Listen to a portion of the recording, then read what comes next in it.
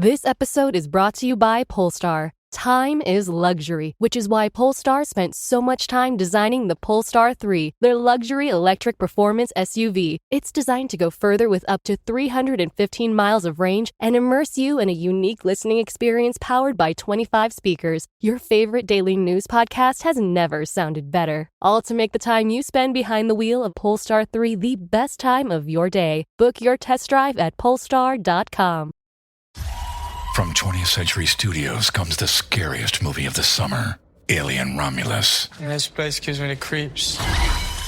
Now playing in theaters everywhere and IMAX. Something's haunting us. Run.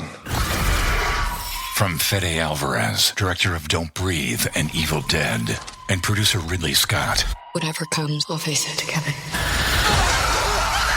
Alien Romulus, now playing only in theaters and IMAX. Rated R.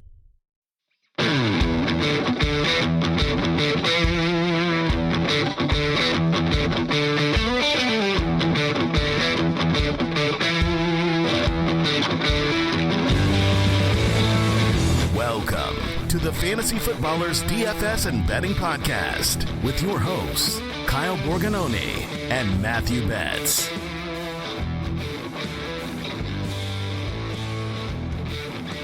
Welcome in. It's Friday, July 16th here on the Fantasy Footballers DFS and Betting Podcast. It's just me today. Yep, it's a Friday solo edition of this podcast. Betts will be back next week. He's officially over his paternity leave. Maybe you've been one of those dads out there before. You feel guilty. You feel kind of great going back to work. Betts has still been best balling. Right now, he's actually messaging me about DraftKings stuff. But I wanted to give a special edition of our podcast before really we get into the nitty-gritty of DFS life going into September. It's mid-August. You might be doing your drafts for your home league, dynasty leagues. I know I have a couple of drafts. I had one last weekend. I have one in the mountains next week. Then I go to Arizona for another one. So it feels like every single week I have to apologize to my family and say, yeah, I got a draft. It's in person and it's a really fun league. And it's a great time if you love the actual process of, okay, I put in this time over the summer. I was drafting for best ball. I listened in about Dynasty and Dynasty player takes. I'm starting to see things come to fruition with preseason, and then you actually get to put it to work in a draft. So on this episode, I'm going to ask you, the listeners, to change my mind. And what I mean by that is there's things that I've said, there's things that Betts has clearly said that maybe, no longer are even relevant. Maybe he doesn't even know what sport he covers anymore. From being in this dark hole of no sleep all the time. But I'm looking for people to give me arguments, and then I'm trying to be as honest as possible when people give me a hot take, because some of these are just really hot takes that I found in our Discord or Twitter, and I'm going to do the research. So I sat down, did the research, and asked the question, and could my mind be changed? So I'm not here to clown on anybody. So hopefully, if I do give some pushback on some takes, you can go, okay, well, he was just kind of being honest, or he was looking at it statistically speaking, or as Andy said recently on the main show, probabilistically, I was looking at some things. So looking at some takes, looking at some things we've said, a lot of best ball, a lot of people saying, hey, I took this player here. What does it mean now? There will be some good conversation. I'm also going to have a rapid round where I just kind of rapid fire through some takes. So stay with me. I'm recording, but I'm still with you in the thick of things. I wanted to map out the next month too, because we do have some great episodes coming up. So this is the Change My Mind episode. Next week, we're calling it the strategy show, the DFS strategy show, where Betts and I walk through and we combine everything you need to know in one episode. We wanted to make sure we didn't splinter our advice like, oh, this is the cash episode. We've done that in the past. Or this is the GPP episode. Or this is the showdown episode. We're going to just talk strategy. And hopefully this can be an episode that you return to during the season. If you're one of those people, it's like, I need a reminder the strategy show will be good. We'll also give out some of our DFS awards from this past year. So K. Dotton, my boy, is going to get some love on next week's episode.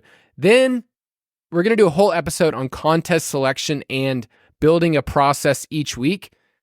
I think one of the things that I feel most guilty is that people get to Monday after playing DFS and they're like, I lost my money, but I had a good lineup. And then really it comes down to you were in the wrong contest. You had a 200-point lineup, but you were in the nickel. And it's like, oh, you barely profited. But if you were in a smaller field, you probably could have done better. So we're going to talk about contest selection, the contests we play, and also give you some price points. Hey, if you only have $100 to spend or $50 to spend, here's how you could allocate it. So that'll be a good episode. And then, guys, we're in September after that, where we will do a whole episode on the Baltimore and Kansas City game. We will talk about Showdown, and that's also when we move to 2 episodes a week. So starting September 3rd, we will be 2 episodes a week, coming out on Tuesday and coming out on Friday. So we got a lot of good stuff coming up. Every episode, and if you listen to footballers, you understand we talk about the Ultimate Draft Kit. It is a baby. But I wanted to give you a unique angle of, it's not even a pitch. Like in my show doc, it doesn't say pitch the Ultimate Draft Kit. It's more of, hey, this is what we have, and you kind of get to brag on it. And I just want to brag a little bit on Andy, Mike, and Jason, because over the years, we've retooled the Ultimate Draft Kit Plus for you guys that love best ball, you love DFS, you love our props, and we just kind of keep adding stuff to it without increasing the price, which is not a good business strategy. And we've kind of talked about it some more. Like we added in the Dynasty Pass years ago. It's like, but we added that whole thing in. We didn't even increase the price. We're doing some stuff behind the scenes with our Ultimate Dashboard. Jason's teased it before. But basically, in season, you're going to be able to have full access to everything we do.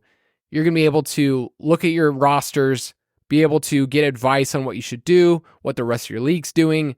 Our dev team is insane. Like my job, I'm really thankful. My job is not to figure out how to build these things on the back end. I have no clue. I would be an idiot. Betts would be an even bigger idiot. I mean, just not a tech guy. Let's just put it that way.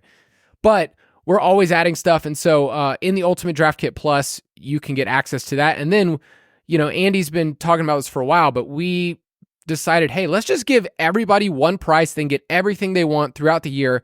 And we have more tools that we're going to be adding. We even had a conversation recently about, hey, let's talk about January 2025 and what we can give people. It's like, we haven't even done this season yet, and we're already talking about it. So ultimatedraftkit.com if you want to be a part of that. In season, if you're like, I'm just going to wait on it for props and wait on it for DFS, the price does go up. So make sure you go to ultimatedraftkit.com. But I'm going to spend the majority of this episode trying to convince you guys of things, but really it's going to come down to you changing my mind. I'm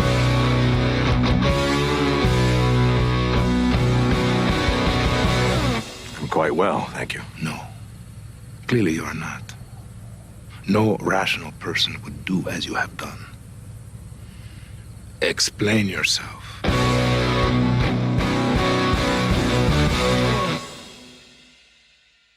If you are new to this podcast, welcome in. I would say that Betts and I form a pretty good combo, and I won't lie. I do miss getting recorded with Betts. We've done this for 5 years now, and we get each other's cadence. He gives me room to give my theories, and I try to lighten Betts up. Like, I think I won't call it a superpower, but basically what I like doing, what I encourage doing is he's going through something, and then I try to steer the conversation to something that's even more off the cuff. And I think it's a good little combination between the two of us because he's super well researched. He obviously knows the injury stuff. I'm not a doctor, but I think we have fun together. But I realized that in doing this podcast and doing it solo style, which I don't recommend to anybody out there, but I think it'll be good. My personality, or the way that I articulate things, is that I'm stubborn. I'm a little hard-headed. I come across as contrarian, but I also really appreciate being nuanced and seeing multiple sides to the stuff. So peel behind the curtain. my job for the footballers, my main role is to research stuff for our show docs. It's my favorite thing I do. It's what I put the most time in, is researching and making sure that Andy, Mike, and Jason are prepared for our shows. So if you listen to the Footballers 10 Tips and Tricks episode, I mean, that episode is a banger. It's one of my favorites. But we work through those stats together. We work through the arguments together. And there's things that I research. So, Andy will say, hey, who were some players last year who did this? I know a couple. Could you add a couple more on? Or Jason's best tip that he gave this past year was, or this year was, take dumps now, not later.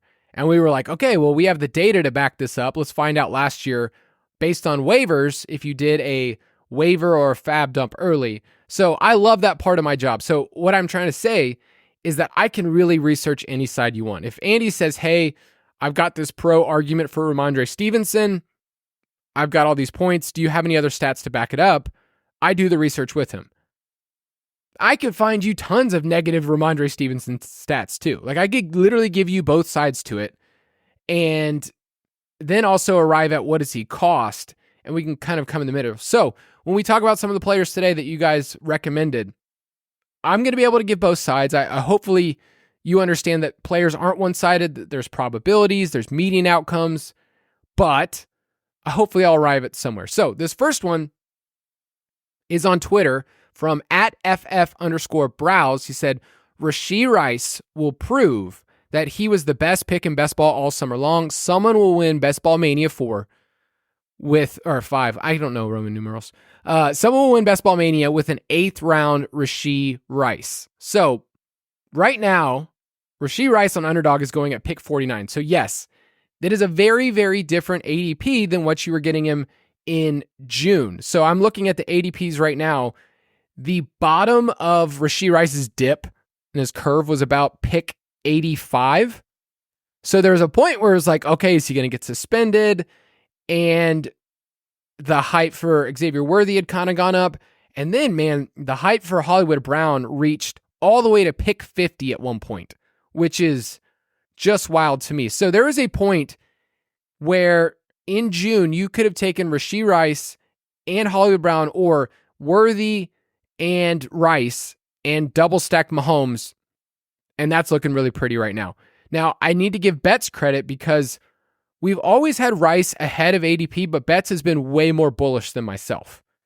He's just said, hey, I think he's the best pick in best ball.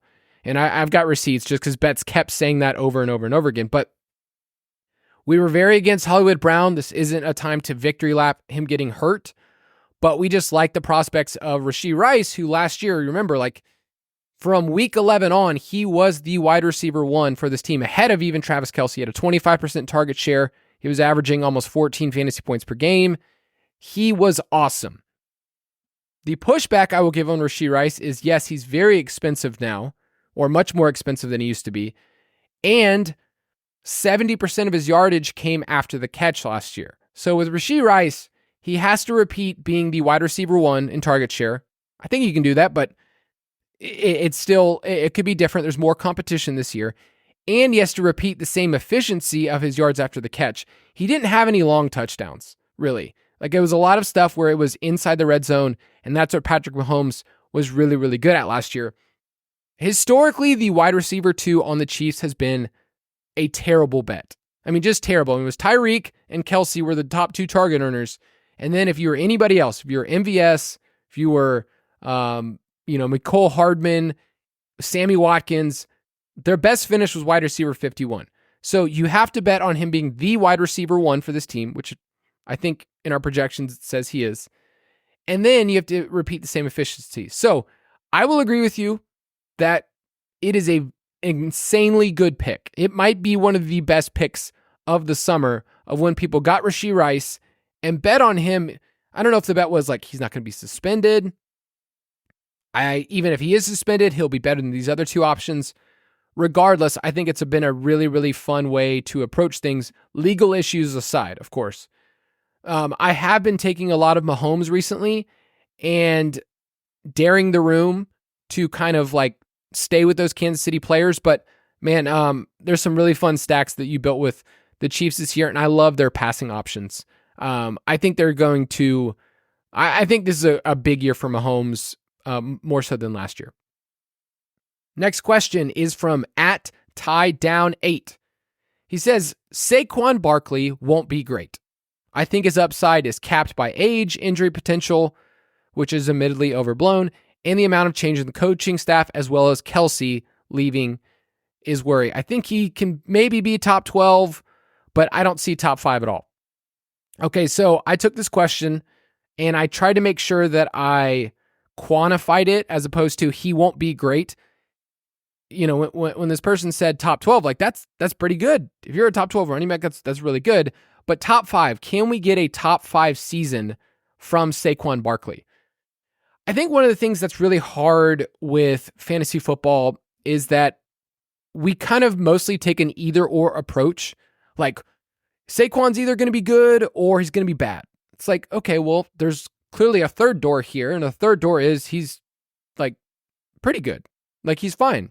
He's good at his ADP. Those are all options that we can look at. So in best ball, which I'll stay in that lane for a little bit, he's going as the RB6. So that is kind of expensive based on what this person's saying. He's going 18th overall. So you are spending an early second round pick or a mid second round pick on Saquon Barkley to meet his ADP at RB6 and be better. And this person's saying, I don't think he can. I looked since 2015. Okay, so that's been a while. There's only one running back who scored over 15 fantasy points per game alongside a quarterback who scored over 100 total rushing fantasy points. Okay, so his fantasy points came from rushing. Okay, so Jalen Hurts obviously is a cheat code. He had 15 rushing touchdowns last year. He's not normal, right? So what would it take for Saquon to do that? The craziest thing is the only running back who accomplished that was Saquon Barkley. He did it with Daniel Jones in 2018 as a rookie. So it is possible because he was the one who did it. It's just not likely. But if Hurts hits a true ceiling, let's say Hurts like kills it, just absolutely kills it. The offense is like, number one in the league. Kellen Moore's the answer. There is another scenario where Hurts hits a ceiling and the rising tide lifts all boats. Like this offense just rolls and everybody's really good for fantasy, right? Like there's teams like the Niners where it's like, hey, you can have a top 5 tight end. You can have a top 5 quarterback, top 6 quarterback, Brock Purdy. You can have 2 awesome wide receivers and you can have the RB1 overall. It's the rushing touchdowns that people are scared of, but Saquon has the ability to hit double-digit rushing touchdowns. He's an apt pass catcher, and Hurts has actually thrown more to the running backs recently. So I think he's an okay pick at his price. Like I think he's appropriately priced for who he is as an athletic specimen and this team. Like I'm buying into the Eagles overall. I've just bought more into the passing game than anything. So will he not be great? Like I the injury stuff, I throw that away. Betts would be crying if we talked about injuries here. He's like, that's just not a thing. And then a lot of the stuff is narrative based with Kelsey where you kind of just have to see it first. So I think at the end of the day, Saquon is one of those players that if you guess right, if you were saying like, okay, I think he hits a ceiling, I like the Eagles, or something happens to Hurts, then you profit a ton in best ball. I just don't love the price when I can get other wide receivers there in general. All right, let's take a quick break because I need a breath break, and we'll be right back.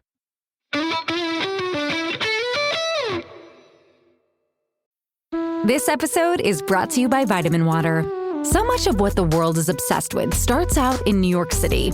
It's a place full of style and character that has something for everyone. With a range of flavors to meet any kind of taste, it's no wonder Vitamin Water was born there. Colorful, flavorful, anything but boring, Vitamin Water injects a daily dose of vibrancy into a watered-down life. Grab a Vitamin Water today. Vitamin Water is a registered trademark of Glasso. Hey, it's Kaylee Cuoco for Priceline. Ready to go to your happy place for a happy price? Well, why didn't you say so? Just download the Priceline app right now and save up to 60% on hotels. So whether it's Cousin Kevin's Kazoo Concert in Kansas City, go Kevin, or Becky's Bachelorette Bash in Bermuda, you never have to miss a trip ever again. So download the Priceline app today. Your savings are waiting. Go Go to your happy place for a happy price. Go to your happy price, Priceline. We are back, and we're going to keep talking Eagles. This next question is from John Arsenal on Twitter. He said, Devonta Smith, his hot take, is Devonta Smith finishes higher than A.J. Brown in PPR this year due to Johnny Wilson winning the wide receiver 3 spot and allowing Smith more reps in the slot. I need to break this question down in a couple ways, okay? Because Devonta Smith finishing higher than A.J. Brown is hot, although I can explain it. And then the Johnny Wilson wide receiver 3 spot is also an intriguing conversation to talk about. So first off, Devonta Smith. I'm hot and heavy. Spoiler alert, he's my guy this year. And I've talked about him on a couple different podcasts on Dynasty and on this podcast too. But we will have a writer's my guy list. So we have the ballers that comes out as you're listening to this on Friday. And then we also have a writer's one, but I will just give you my blurb ahead of time. Devonta Smith, and I quote, well, I'm quoting myself, whatever. With new OC Kellen Moore's arrival, the Philly passing game should get an overall upgrade in 2024. Part of that shift is his emphasis on pre-snap motion, as the Eagles ranked dead last in 2023, giving more layup-type throws for wide receivers in the slot. Rather than seeing this as an either-or situation, both A.J. Brown and Devonta Smith can eat with this increased diverse utilization. Man, got some great words in here. I am for both, but Smith's draft cost is so much lower as a late 4th rounder on Sleeper. Smith has crushed ever since his Heisman year, 5.54 slot yards per route run in that role.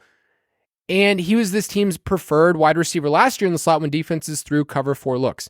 We've seen him finish as a wide receiver 1 before. He did in 2022, and it's in the cards yet again. So I love Devonta Smith. I think he's a great pick. His ADP went up a ton. So early in the summer, I mean, what a screaming value you could get maybe toward the back of the third. Now he's at that 2-3 turn in best ball.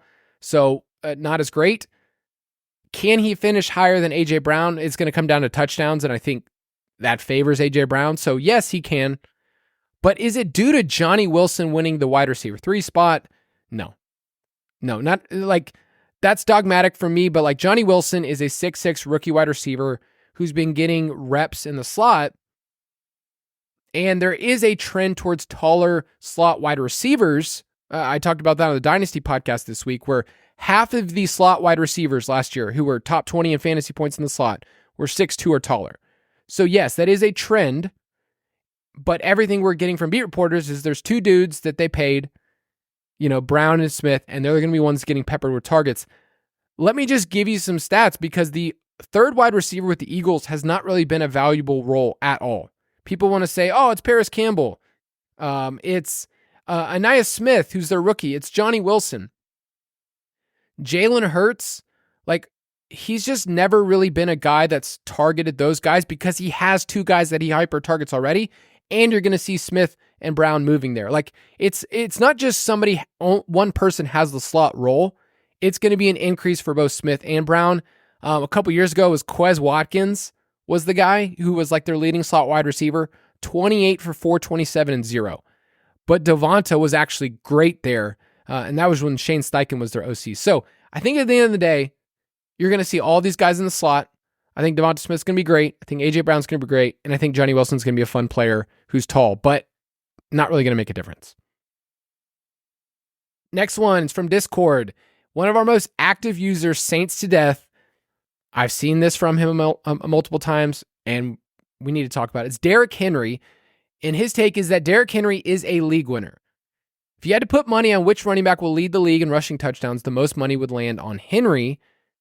And we have him at RB10 in the Ultimate Draft Kit. I was looking, Jason's projections have him at RB9. And then in Best Ball, he's going as RB9. So pretty much right around there. But I think the take that Saints to Henry is saying is that if you look at the last 5 rushing TDs leader and their fantasy finish, they've all finished inside the top 5. So if we think Henry is going to lead the league in rushing touchdowns, why would he not be a top 5 running back in our rankings?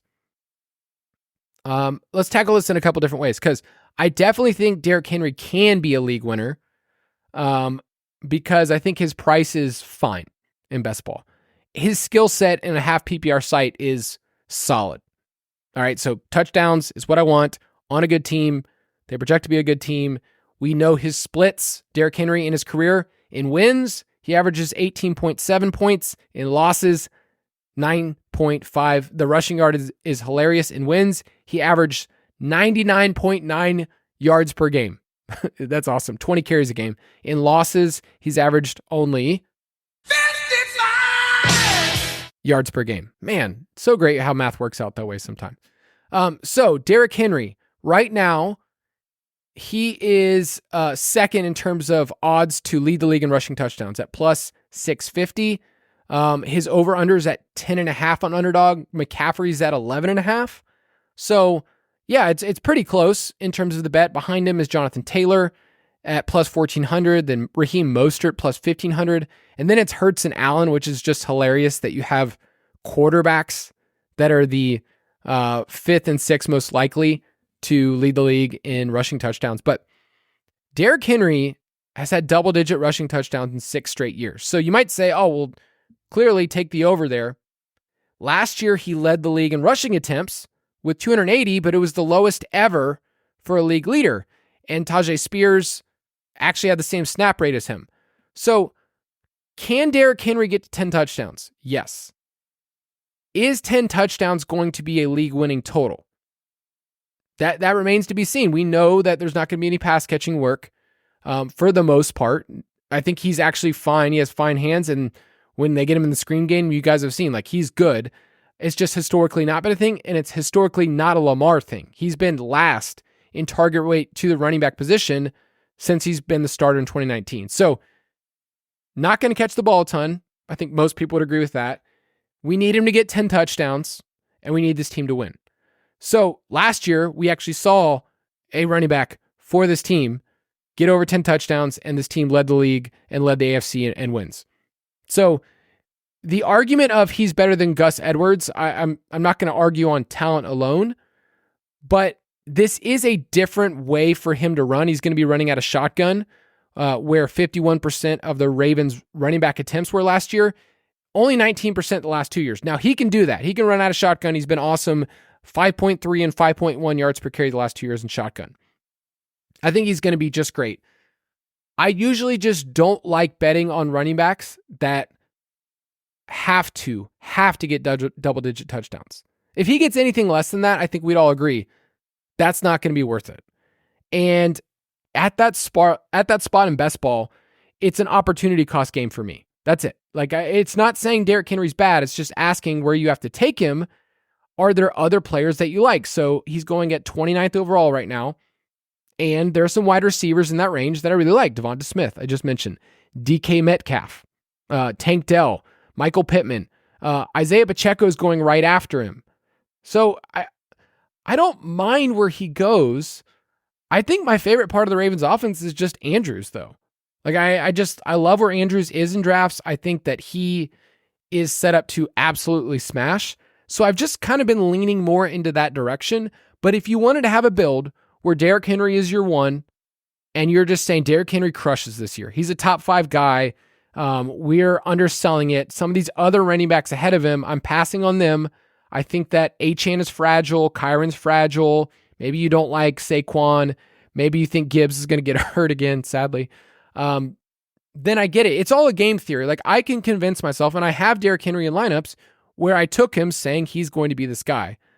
I just have a hard time when I'm drafting a ton of lineups to say I'm going to be overweight the field. It's kind of the bet you're making, Saints to death, is that Derrick Henry is the player you need this year. And I find him not being on that list, but I could be wrong. I mean, Derrick Henry's proved me wrong a million different times. He's probably being drafted near his floor, though, if he plays the whole season. So I will agree with you there. Jason has him down 275 rush attempts, so a little bit less than last year, 1,200 yards and 12 touchdowns. Okay, that gets him only at the running back 9, though. 12 touchdowns because the receiving work is less than stellar, and we know that a target is worth more than a rush attempt. So hopefully that is helpful for me working out Derrick Henry stuff. Next question. Well, this is a fun one from Discreet Bala. on Discord. Change my mind. Give me the boom boom kicker in 2024 or we riot. It's a great thought because if you've been a longtime listener of the show, you understand that Jason has done the boom boom kicker segment for many, many, many years. We have a site that someone created, not affiliated with us, but boomboomkicker.com. If you just want to watch through all of those, that's fun. I started a short little book a while back called the Boom Boom Bathroom Reader, and it's basically just taking Jason's stories and putting them together. And we teased at the end of last year, and then Jason said it, if you want to go back and watch week 17, that he's done. He's done with the Boom Boom Kicker. And so how about this? I will give you the Boom Boom drop right now, at least, and then give you some thoughts.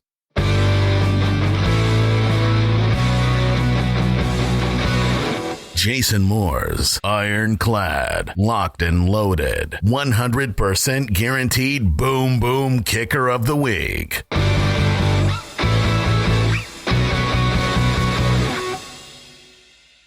Now, the real question is that drop ever going to be used again?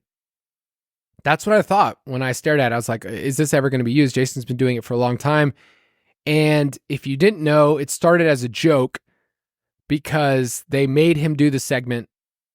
Jason at first tried to give like actual kicking advice, like researched it.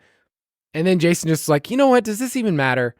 And I've written articles on the site if you want to search, which by the way, we have a feature on the site where you can literally just search by keyword or by name. So if you want to search kicker content, you can find it. But I wrote an article called Demystifying the Stain of Fantasy Football Kickers.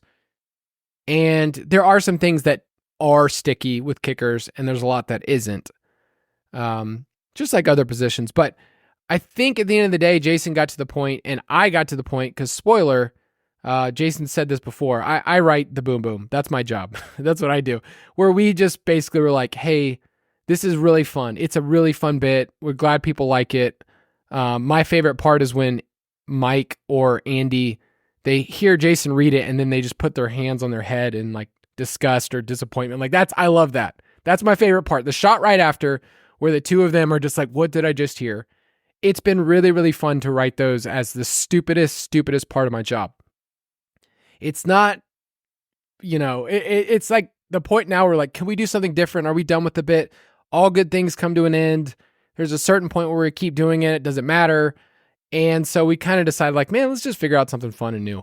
So, but I also think my wife said, I think you guys finally jumped the shark when you decided that instead of Brandon McManus, you wanted to call him Brandon McAnus. That might have been the point where it was like, hey, anyway, I can't look at Brandon McManus' name, who's out of the league, by the way, without calling him McAnus. All right, next question from PMA Yankees on Discord. He started talking about Aaron Rodgers' passing TD prop, which it's at 26.5 and 27.5. I looked it up on Underdog, and he said, other than Garrett Wilson, where are these touchdowns going? So change my mind, he said, a Jets receiver, not named Garrett Wilson, will be a best ball league winner. And I actually like the thought process. So like one of my favorite things is, that assertion that there's another Jets player that is a league winner. I'm like, okay, could that work? So I started going through the ADPs. Brees is the seventh overall pick. Garrett Wilson's at 10th. And the next player is Big Mike Williams at 134th overall. It's wide receiver 63. So that is a massive gap. And if you play best ball, you understand when you draft players later, they don't really have to do a ton to be a league winner or be a good advance rate player. So Mike Williams, wide receiver 63, Malachi Corley, the rookie, the Yak King himself, wide receiver 81, Alan Lazard, the ghost, the corpse of Alan Lazard at 115, and then Xavier Gipson, who had some slot run last year, 130. And I need to throw in Tyler Conklin because I've been drafting Tyler Conklin tight end 20. I really like that. I don't mind this take at all. I really don't, because if you think that Rodgers is good, he doesn't have to be great. Like, you don't have to say Aaron Rodgers is MVP form again. he hasn't really played 2 years, but he's an MVP. Like, I think you can say that Aaron Rodgers is a good quarterback. They maybe make the playoffs, and he can supply 25 plus touchdowns. The line, I would take the under at 27.5, but 25 plus touchdowns is doable. Let's say Garrett Wilson, who's never been a touchdown guy, by the way. Like Garrett Wilson's kind of been one of those guys you're like, where's all the production? It hasn't come in touchdowns. He has like 6 targets inside the 5 in his career. There are some really, really sad names. Let me see if I can find this statistic, but it's like Garrett Wilson in his career. Yep, here it is. 6 of his 310 targets have occurred inside the 5. Here's some players that have more 5 zone targets in that span. Tommy Tremble, Noah Brown, Logan Thomas, Josh Reynolds. So is there room for other touchdowns? And Mike Williams, he might be the guy. I don't mind it. And I know that I'm a sucker for Mike Williams. But historically, Rodgers has kind of done this, right? Like, Aaron Rodgers has gotten guys that are older, that are past their prime, and he's kind of supplied them with a ton of touchdowns at the right moments. Like, I think that there is a window here, and where Mike Williams is going, it can work. I'm just a little worried that you're hoping that Mike Williams is wide receiver 24, and I don't see that, but I could see him having a good touchdown season. Like, for instance, James Jones was 31 years old. He caught 8 touchdowns. Jordy Nelson, by the way, 31, had 14, and he was the wide receiver 1. Devontae. Greg Jennings at 28 had 9 touchdowns. So Big Mike could catch 8 to 9 touchdowns and be a guy that gives you the spike weeks you need. So stacking Mike Williams or stacking somebody else is fine. I like Conklin. I just don't like Corley. What you need him to do is you need him to be Jaden Reed. Like, you need him to be this yak master, jack of all trades guy that they just funnel their offense through. And I just don't think he can do that in year 1 with Wilson and Breece Hall there. So Conklin I'm fine with. Braylon Allen is probably one of my favorite insurance running backs, all the way at running back. 55! So totally fine with that. There is a scenario too. I just need to add this. Jordan Love last year had 32 passing touchdowns, right? He was second in the league. He ran 4 in. His running backs only had 4. It was an awesome year. But like, the touchdowns were also spread around so much that, like, other than Jaden Reed and Romeo Doubs, did anyone else actually pay off for you? Like, with the other wide receivers, it was like Christian Watson was a terrible pick at 40th overall. He got hurt. Dontavian Wicks was okay if you took a dart, but not many people even picked Dontavian Wicks. The tight ends split time, so no one was really helpful. Bo Melton had a week, but you weren't rostering Bo Melton last year. So there is another scenario where he hits 25 touchdowns or 27 touchdowns, and it's so spread out that no one's actually that helpful. It is worth noting that Tyler Conklin is also due, as the kids say. I don't think due is the right word, but Tyler Conklin had as many touchdowns as you and I last year. So that's not great. But so I think Tyler Conklin is at least set up. Let me make sure I'm right. Usually I can off the cuff say that kind of stuff, but Tyler Conklin, let's check. Yep, 0 touchdowns. I believe Cole Kmet is the only wide receiver to have that many targets and that few touchdowns in a season. So I'm going to start moving a little faster here. The next one is from Boomers Bros on Twitter. Rachaad White is extremely underrated after finishing RB4 last year. He may be the best player at his ADP this year. So just for context, Rachaad White on Best Ball has dropped a little from where he started. He's at RB15, 62nd overall. That price is fine. Like, I've been pretty out on Rachaad White, but I can't argue for someone paying off at that price. I can argue, though, of how inefficient he was and give you some context. So one of the things about running backs that is hard to quantify or at least explain to people is that the end of year finish can sometimes be misleading because it's kind of just, did you stay alive? Like, were you on the field? Did you get enough snaps? And did you not get hurt? So like Joe Mixon's one of those guys where it's like, he was RB5 last year. He did not feel like RB5 at all, and he wasn't RB5 in terms of win rate at all. Although I did talk about him last year as my league winner. He was not a league winner in best ball. Rachaad White was another one of those dudes. He was just available and on the field. Most routes run among all running backs, 4th most receptions, 3rd most receiving yards.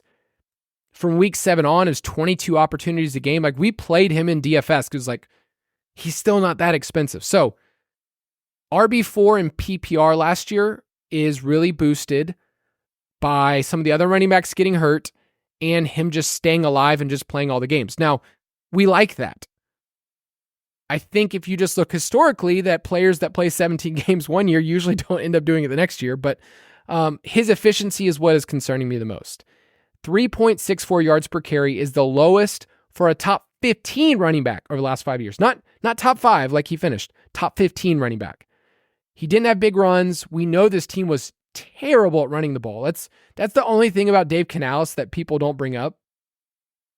Dave Canales came in last year for the Bucs and worked wonders for Baker Mayfield, right? Like you think of Dave Canales as like, he did it with Geno, he did it with Baker. He's awesome. The thing that Dave Canales is most excited about in Carolina is the same thing he talked about the most when he got there is, we're going to run the ball. This can be our identity. And the Buccaneers went from 32nd in rushing the year before to 32nd in rushing. When people say like, nowhere to go but up, it's like, nope. The rushing was still just as bad last year in Tampa Bay. So his fantasy points per opportunity was pretty bad. It was below league average. In general, if you're below league average and you finished very highly in fantasy, you usually drop the next year. If looking at 14 running backs over the last 5 years who were top 10, but lower than league average, 13 of the 14 dropped in fantasy points per game. So I think Rachaad White, what you need is him to stay alive, him to get the volume, him to get the pass catching, and then you really need him to increase in efficiency. And I just think that all of those factors make him a hard bet. I also think that I just see them regressing as a team in that division, but I could be wrong. So is he underrated? Change my mind. I think I'm fine with him at his ADP. I'll give you credit. I just won't go out on a limb and say he's going to be the best player at his ADP. I think I have a hard time with that. All right, next one from longtime listener, Victoria Gavin. J.K. Dobbins will finish the year with more fantasy points and future value than the Gus Bus. Okay. Oh, man. J.K. Dobbins. We talked about J.K. Dobbins a lot at the beginning of the year of just like, hey, we don't really bet on players returning from injury, and that's a bets thing, and I usually lean into that. His ADP has slowly but surely climbed. He's now at 147th overall. And the gap between Edwards and Dobbins used to be about 5 rounds. Now it's, let's see, it's 27 picks. So a little over 2.5 rounds. Like, I think that there's been an increased likelihood that J.K. Dobbins can be a factor. Everything that we're hearing is that there are 2 running backs for the Chargers. It's Gus Bus, Dobbins, and they don't care about anybody else, which Kamani Vidal is a great case. And when we talked about him earlier, it's like, okay, there's things that fantasy people want, and there's things that rational fantasy people say, well, he's the best back, look at these other guys, and there's things that NFL team wants. So betting on a round 6 running back, we said, is a bad bet. I still have some Kamani Vidal, don't get me wrong, but betting on that is not a good bet in general. J.K. Dobbins will finish the year with more fantasy points.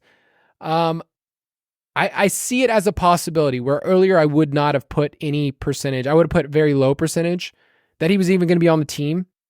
His guaranteed money is $50,000. Like he's an intern essentially in terms of guaranteed money for the Chargers. Like, think about that. J.K. Dobbins is an insane athlete. He's returned from some crazy injuries. He could be the RB1 for this team. And yet that there is some social media intern for the Chargers that is getting paid more guaranteed money right now than him. If he makes the team, it'll be more money. But yeah, I think it's possible. I like it, and I like taking shots at Dobbins, although he's getting a little bit more expensive. From Ryan Ellis on Twitter, this one is hot, and I don't know if my mind can be changed. I could be wrong.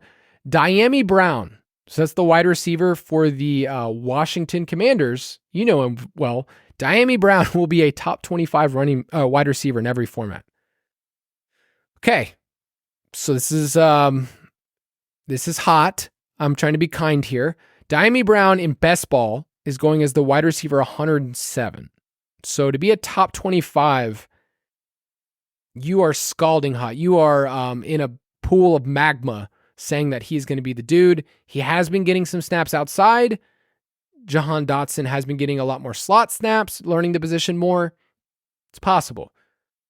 A rookie quarterback in general doesn't really support a top 36 option. So to support a top 25 guy is a stretch in general. To support Brown and then you need McLaurin to be hurt or Dotson to be hurt is another thing.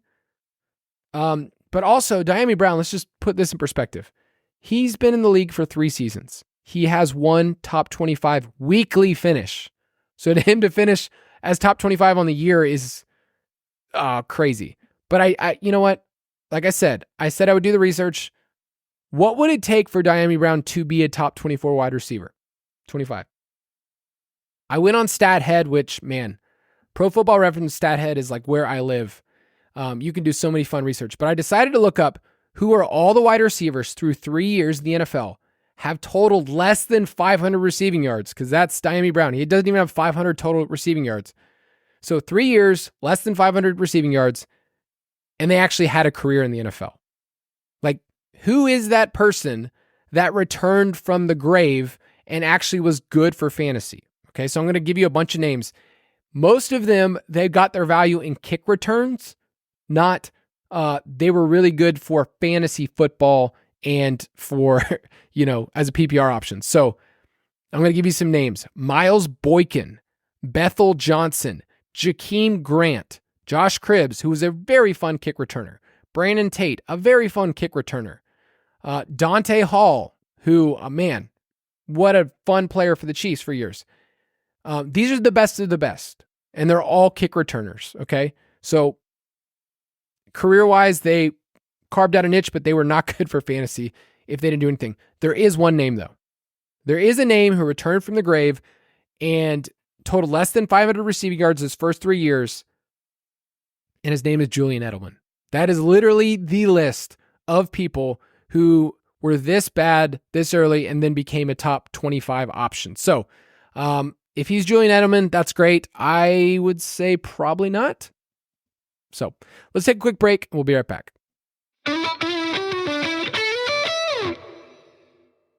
This episode is brought to you by Etsy. The robots have gotten pretty good at what they do, but they can't pour passion into what they make or give an item a human touch. On Etsy, you can find something handmade, handpicked, or designed by independent sellers who bring their whole hearts to their small shops. Shops that prove you can bring more joy to the lives of others when you do what you love. The fingerprints Etsy sellers leave behind reveal who they are. Human beings, determined to make human connections. So the next time you're shopping for yourself or someone special, choose extraordinary items handmade, handpicked, or designed by small businesses. Keep commerce human. Discover small businesses on Etsy. Ryan Reynolds here for, I guess, my 100th Mint commercial. No, don't. I mean, honestly, when I started this, I thought I only have to do like 4 of these. I mean, it's unlimited premium wireless for $15 a month. How are there still people paying 2 or 3 times that much? I'm sorry, I shouldn't be victim blaming here. Give it a try at mintmobile.com/save. Whenever you're ready. $45 upfront payment equivalent to $15 per month. New customers on first 3-month plan only. Taxes and fees extra. Speed slower above 40 gigabytes. See details.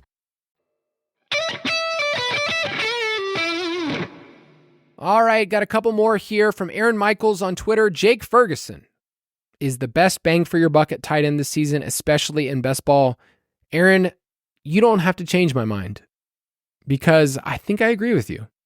I've been increasing, and I talked to Mike about this, that Jake Ferguson might be my favorite pick at his ADP, and I just think it's awesome. We want tight ends that are involved in the red zone and could possibly be the first or second pass catcher on their team. He was already the second most targeted pass catcher on his team last year. 102 targets, second most on the Cowboys. Among tight ends last year, he had the third most routes, sixth most yak. And man, when I was looking at Turd Ferguson, which funny name, by the way, Turd Ferguson was basically Dallas's other slot wide receiver. Like CeeDee Lamb lit the world on fire. He was the best in the slot of any wide receiver. But Jake Ferguson actually had the third highest yards per out run in the slot among tight ends, behind only Kittle and Laporta. So there's no competition. The rest of the wide receivers beyond Brandon Cooks are nothing. And he actually led all tight ends in red zone targets last year. Over the last 5 years, if you were a tight end, you average a touchdown every 3.4 red zone targets. And Ferguson actually only had 5 touchdowns. So he's actually due for at least 2 to 3 more touchdowns last year. I think he's the cheapest way to possibly get double-digit touchdowns. Like, Mark Andrews is my favorite, but I think Ferguson is one of those guys that I'm fine with in 2 tight end builds, where I'm just going to say I think he crushes. I think the Dallas offense runs through CeeDee Lamb, but then in the red zone, I think Ferguson's going to be available. He saw 100 targets last year. There's just a lot to like about him in the way that he's utilized. So yeah, I'm in. I'm in on Jake Ferguson. All right. FF Watcher here says that Najee Harris will finish as a top 12 back, and there will be 5 running backs to average 20 plus points per game. Bijan, Brees, Saquon, JT, and Achane. So there's 2 things here. Najee's a top 12 back, 5 running backs to be over 20 fantasy points per game. Let's talk about Najee. He was the RB8 from week 7 on last year. So for him being a top 12 back is possible. He's obviously not being drafted there. You don't have to invest the same capital. So I like Najee at RB22 right now as an RB2. If you get him around that and you just say that Arthur Smith, he has a scheme that works. I mean, his team's running back fantasy points have been 16th, 9th, and 5th last year. The Falcons were 5th in running back fantasy points last year. So I like Najee. I like where he goes. I think that there is upside, even though everyone wants to think he's just done, to finish as a top 12 back. So yeah, I mean, he did it for, a majority of the season last year. He was the RB8 from week 7 on. Now, the second part is that there will be 5 running backs to average 20 plus fantasy points per game. Sure. That's hot considering over the last decade, it's happened once. It happened in 2018 in half PPR. In full PPR, it's also only happened once. I made sure to check both. But in 2018, it was Gurley, Barkley, Kamara, Melvin Gordon, and of course, CMC. All were over 20 fantasy points per game. And their total touchdowns were just insane. 13, 14, 18, 15, and then Gurley had 21. So it just doesn't happen that much. So, and that's my thing, is like when I look at people making claims, I go, historically, has this worked? And then what would it take? It really would take these running backs being healthy, and for the touchdowns, they need like 14 plus touchdowns. And that could work, but we're just seeing running back teams kind of be committee approaches. Next one from Penn on Discord. It's not a high stakes argument, but I think you guys might have Jonnu Smith a bit low in your rankings. Mike McDaniel was asked about the tight end role in February. He said that's the next progression for the offense. They went and prioritized signing Jonnu. He could easily take on the Kittle role in Miami. So Jonnu Smith is, I think, a fine price. He's at 185th overall, tight end 23.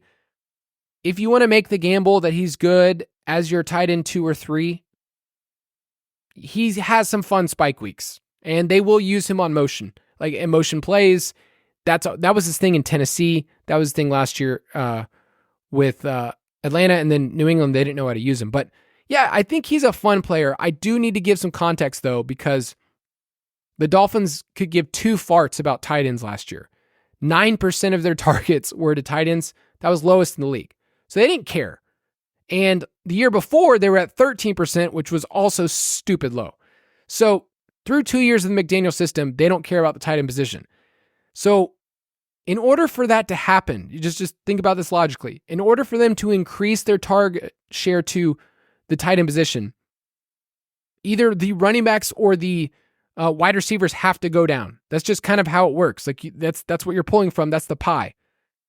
The problem is that wide receivers and tight ends have the strongest negative correlation If you have a high wide receiver target share, it's very likely that you have a low tight end one, and vice versa. If the teams that target the tight end the most, like the Falcons last year, their wide receiver targets were the lowest. Same thing with the Rams. They target the wide receivers a ton. Their tight ends, who gives a crap? So I just don't see them taking targets away from Tyreek or Waddle. I think Smith will have some weeks where he gets touchdowns, but it's not just so much he gets a better role. It's how does this affect the other players? And we know Tyreek and Waddle are the offense. We also know that Devin Achane is freaking awesome, and he lined up in the slot a ton last year, highest percentage of all running backs. I just like other tight ends around him more. Conklin is going ahead of him. Some guy named Cade Otton. Isaiah Likely, who, man, I freaking love Isaiah Likely. If I don't get Andrews on a team, I'm fine taking Likely as my tight end too and just shooting for the moon. I just like those guys more. So that's cool. All right, from Dwalian, says a highly uneducated take from someone who does not know ball. I love it. I love the honesty. But I think Tank Bigsby, running back for the Jaguars, could easily be going 40 to 50 picks higher alongside guys like Tyler Algier and Antonio Gibson because he's the clear RB2 on a good offense, and the coaching staff is telling us they want to mix him in. And then he talks a lot more about Bigsby. Bigsby, so the joke that we talk about a lot is that they just hated Bigsby last year. Among rookie running backs, he was the lowest in yards per carry at 2.6. He was the lowest in receiving success rate. He was just terrible as a receiver. And he was third lowest in rush success rate. So it was a bad rookie year. Could he earn the trust? Sure. I just don't know how you can tell yourself other than just feelings alone that this player is going to be good. He could be. But they said the same thing last year, and I could actually go to every single coach and find that the RB2, they say they're very excited about him. Same thing, Tyler Algier. So it's a bet on Etienne getting hurt, to be honest. That's it. That's the only thing that you're really banking on. I can't see him being a valuable player unless there's an injury. And so that's what you're kind of saying. And that's where we're just guessing there. So it's hard for me to say, here's reasons why I should be bullish on him based on historical data and based on here's what we did in year one, here's what's predictive in year two. But Tank Bigsby, worth the flyer in best ball. All right, let's go into high gear. It's time for Rapid Round. Guys, you want to know how professional this is? Man, I'm taking those drink breaks right in between. We're about to hit the 55-minute mark. I mean, I feel like that should be something that every single show the ballers hit right on the nose. So I'm going to go quickly through some of these from Twitter, just give you my quick thoughts, and then we'll wrap up. Appreciate the Change My Mind episode and you guys getting to share your thoughts, and hopefully I've gotten to talk through stuff and not bore you. Gosh, the worst thing is some dude on a podcast giving his thoughts. Anyway, next one's from Justin Fouds. He says, Tank Dell will be the best wide receiver on the Texans. Yeah, I could see it. I think I would bet on Nico in terms of the betting odds, but I could see it, and one of the footballers might be agreeing with you on the My Guys episode. Brian Alder, Brian Thomas over 1,100 receiving yards. I've grown on Brian Thomas a lot recently. So bullish, yes. Would bet that? No way. But over 1,000 receiving yards as he'd have to be the alpha on that team. So I think it's hard with target share to say Ingram's not going to have more targets than him, or Kirk, who's been hurt recently. But yeah, let's say if there's an injury, he's going to get open a little bit more than Gabe Davis. So I like it. I like being bullish on Brian Thomas. 1,100 is a bit high. All right, next one's from Steve. Malik Neighbors finishes higher than A.J. Brown in PPR.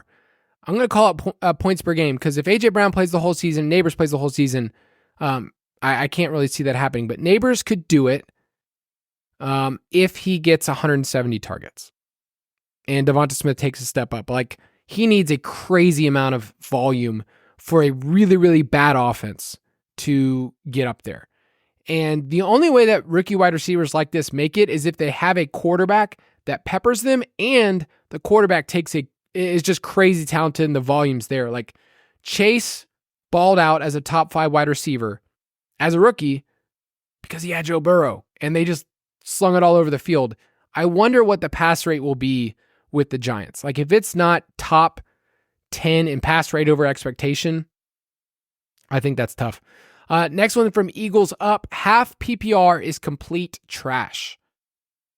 Okay, so it's pretty dogmatic.